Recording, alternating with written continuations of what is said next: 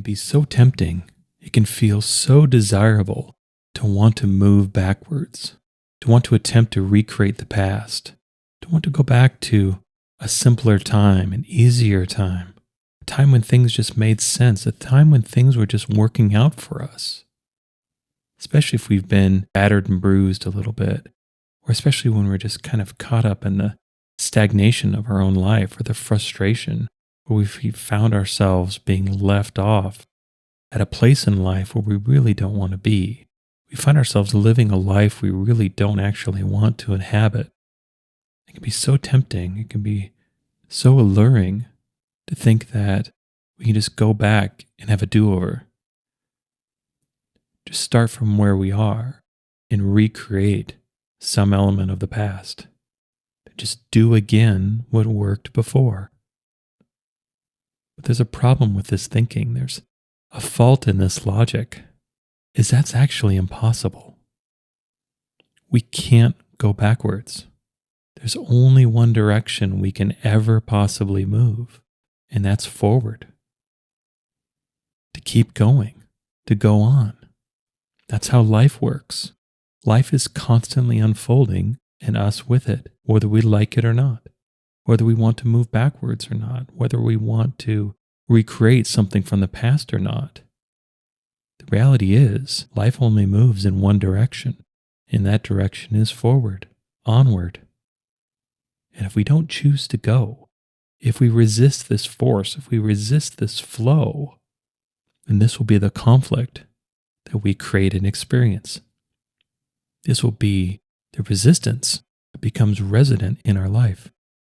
This will be the grind that we feel against us. This will be the rough edges that we feel in the life we encounter, is our own resistance, is our own pushing back, is our own refusal to go with life, is our own refusal to cooperate, is our own insistence to be indignant, our own refusal to live, to be alive.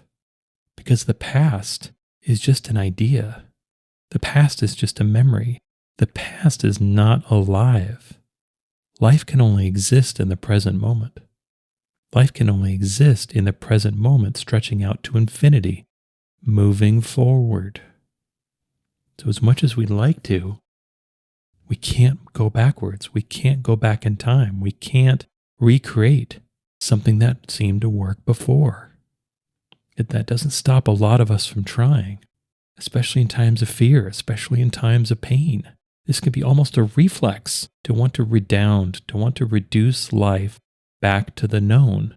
And the only thing that's known is what has been experienced.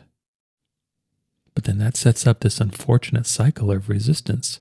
That sets up this unfortunate cycle of us not moving with our life, of us refusing to go, refusing to take the path that our life is actually unfolding in, to attempt to turn around and retread an old path.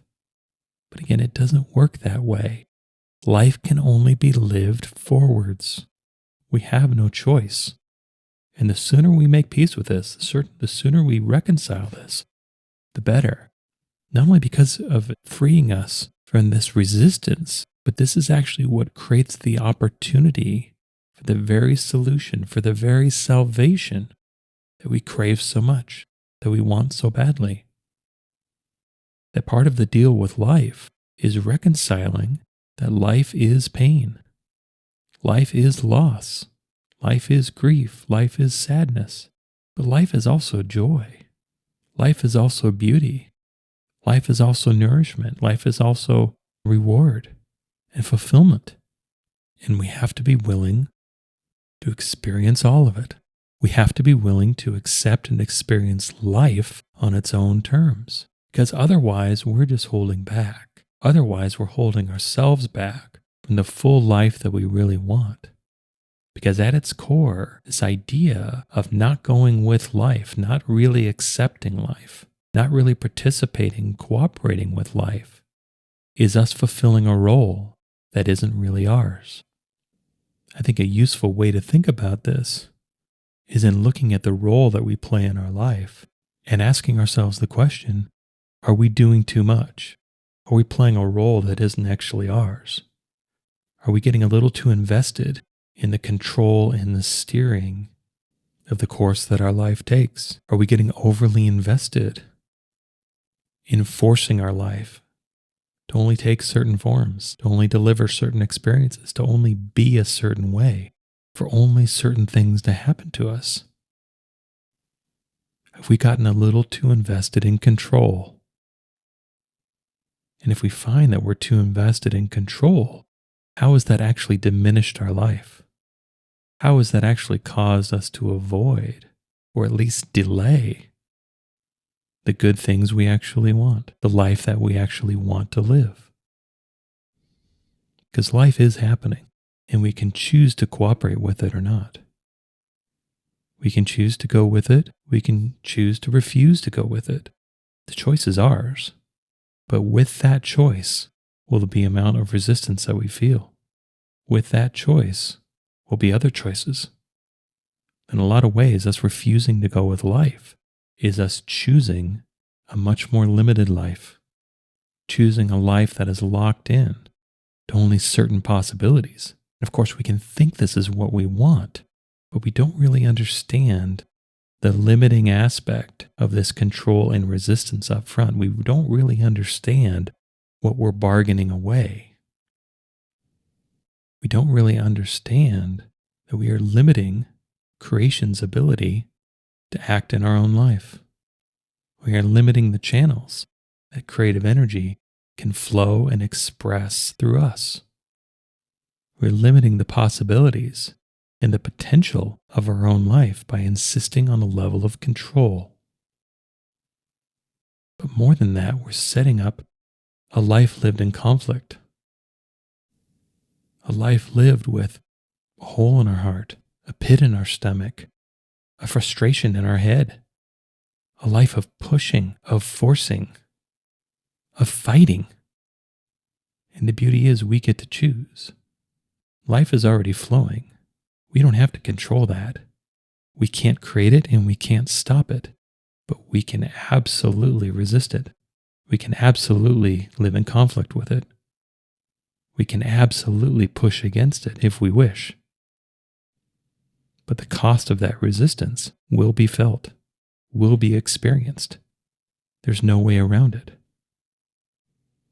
But even more importantly, there's a really important truth embedded in this idea that we can't actually go backwards. Because the goal of all life is to learn and to grow.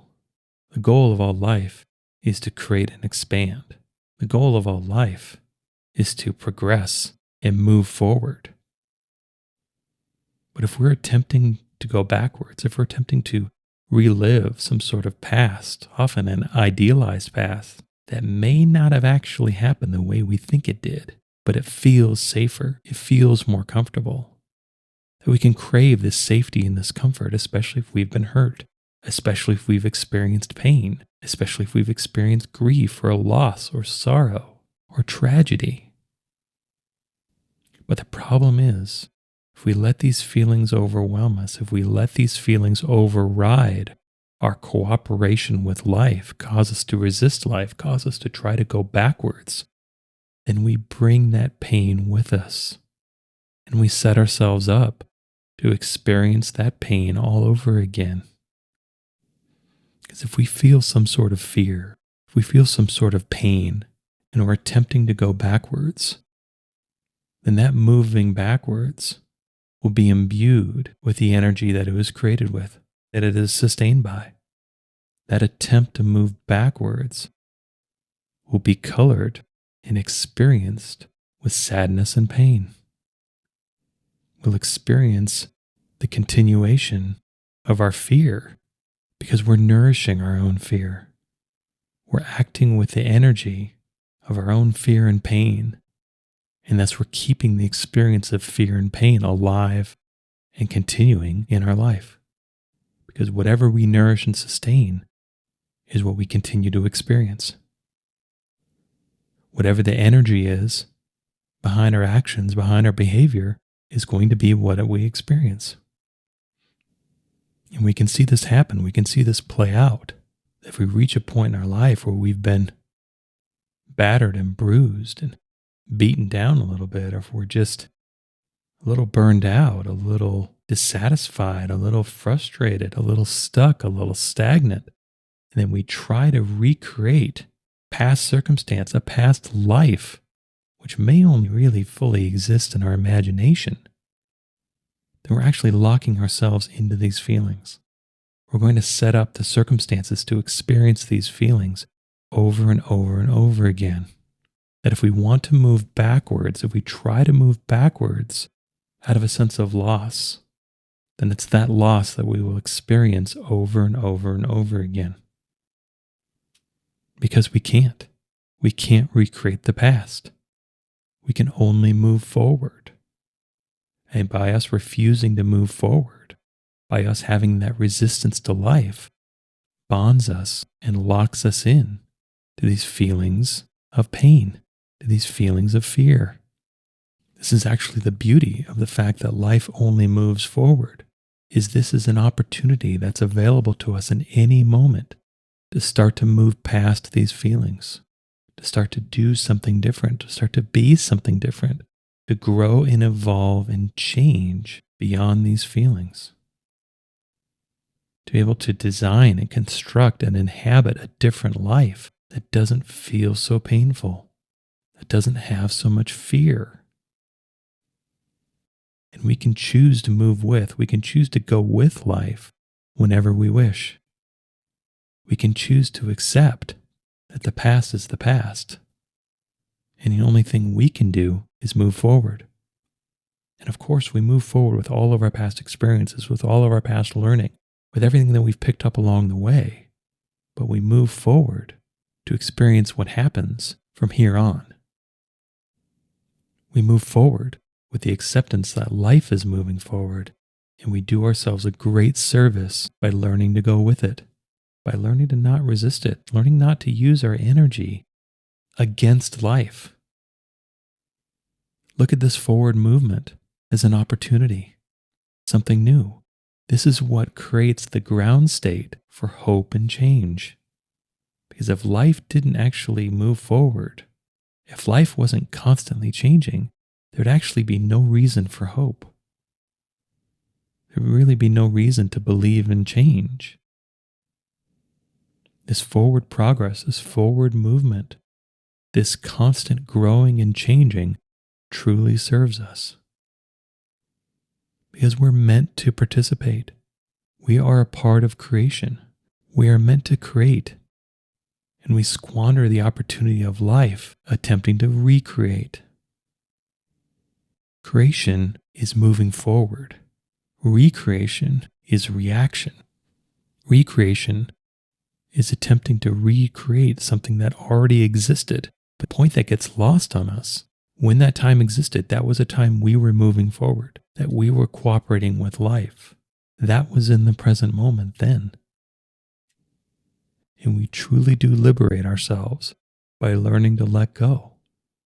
We truly liberate ourselves by allowing ourselves to move on, to keep going. Because often the desire to stop, the desire to go backwards, is fed out of these uncomfortable feelings of pain and fear.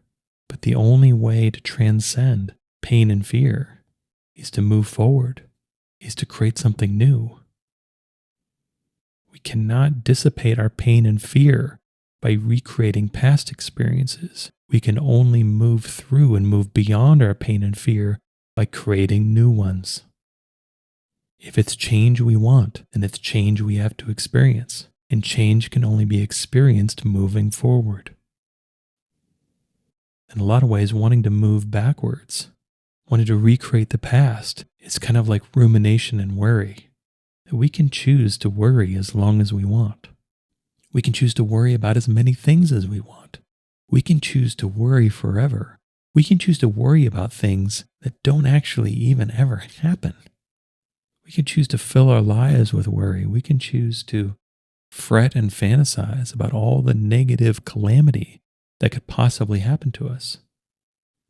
But I think if we're honest, I think if we actually look at our habits of worry, we soon realize that the majority, if not the entirety of our worry, is pretty pointless. It doesn't actually do anything. All it's doing is stoking and feeding these fears. All it's doing is keeping alive this pain. We're not actually moving beyond anything because we're not actually doing anything. We're stuck in our heads. We're stuck in the past. We're stuck in potential futures. We're not actually living because we're not actually in the present moment. We're not actually moving forward, and we're not moving forward freely. Our worry confines us. Our worry builds very specific, very narrow paths that we must very carefully follow, that we must have a perfection in our behavior in order to avoid risk, in order to avoid danger. But of course, this is only not reasonable. This isn't actually possible. And even more than that, by us being overly devoted to our own worry, gives us a little bit too much credit, gives us a little bit too much confidence and faith in our ability to predict what's going to happen, which as human beings, we're actually pretty lousy at a lot of the time. I mean, when we think about the best and the worst things that ever happened to us, what percentage of the time were those things a surprise? Pretty high, right? And so doesn't that call into question all the value and the utility of worrying or trying to recreate some sort of past?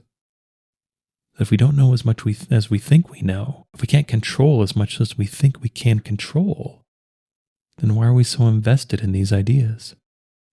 Why do we keep trying to do so? Because we're afraid, because we're in pain. These are very uncomfortable feelings that are very good at motivating us into certain behaviors. But at some point, we all have to decide that living a life grounded in pain and fear simply isn't worth it. It's simply too stifling. It's simply too limiting. It's simply too small. It's simply directing us into detours away from what we really want. It's directing us to a life we don't actually want to live. It's directing us away from our true expression, from living a life that is a true reflection of who and what we really are.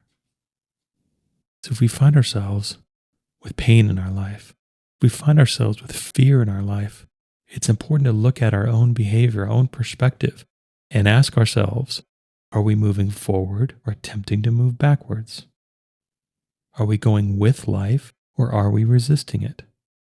How much of that pain and fear are we volunteering for because we're refusing to go where life is trying to lead us? We're refusing to experience what life is trying to deliver to us. We're refusing to be fully alive. We're refusing to cooperate with creation and instead attempting to recreate. And these are all questions, these are all ideas that each of us need to ponder. We need to choose our own path. We need to choose, especially when pain and fear are involved, will we succumb or will we overcome?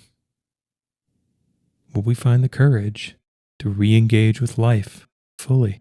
Will we find the courage to try something different, to try something new, to start from right where we are in this very moment and create from here? Are we willing to move forward? Are we willing to cooperate? Are we willing to be a full contributor and co-creator with all of creation? Are we willing to accept the gift of the creative energy that flows through us? Are we willing to seize the opportunity to grow and change and progress and move beyond all of this pain and all of this fear? Are we willing to volunteer to experience something different by creating something different? Can we find the courage to acknowledge where we've been trying to move backwards, where we've been redoing something over and over again, where we've been engaging in behaviors that actually aren't serving us at all, that are actually keeping us stuck, that are keeping us grounded, that are keeping us bonded and mired in the very pain and fear that we want to move through? And are we willing to try something different? Are we willing to create our way out of our pain? Are we willing to live our way out of our fear? And we get to choose. We get to decide. That's the beauty of life. We have ultimate say. We have ultimate agency on whether we move with it or not. We get to choose whether we cooperate or whether we resist. But I'll tell you, it's my belief, it's my experience, that cooperation is the path to what we want. That cooperation is the life we actually want. That cooperation, that moving forward from where we are, is the path to where we want to go. And that it's a worthwhile choice to lay down our own resistance. It's a worthwhile choice to lay down our own reluctance. It's a worthwhile choice to lay down our own pushing against the flow of life and instead learn to go with it. Learn to co-create. Learn to participate. Learn to live a life where we are fully alive, because we're living a life fully in cooperation, fully moving forward with life. I hope you enjoyed this episode. All episodes are given freely. If you feel inspired to give, please visit theunionpath.com/donate. If you have a question, you can contact me at theunionpath@gmail.com. Take care and all the best.